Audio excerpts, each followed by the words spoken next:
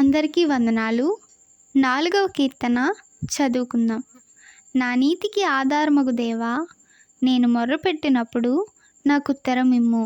ఇరుకులో నాకు విశాలత కలుగజేసిన వాడవు నీవే. నన్ను కరుణించి నా ప్రార్థనను అంగీకరించుము. నరులారా, ఎంతకాలము నా గౌరవమును అవమానంగా మార్చెదరు? ఎంతకాలము వ్యర్థమైన దాన్ని ప్రేమించెదరు? ఎంతకాలము అబద్ధమైన వాటిని వెదకెదరు? యెహోవా తన భక్తులను తనకు ఏర్పరచుకొనుచున్నాడని తెలుసుకొనుడి. నేను యెహోవాకు మొర్రపెట్టగా ఆయన ఆలకించును.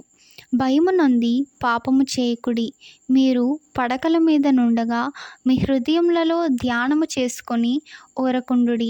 నీతియుక్తమైన బలులు అర్పించుచు యెహోవాను నమ్ముకొనుడి. మాకు మేలు చూపువాడెవడని పలుకువారనేకులు. యెహోవా, నీ సన్నిధి కాంతి మా మీద ప్రకాశింపజేయుము.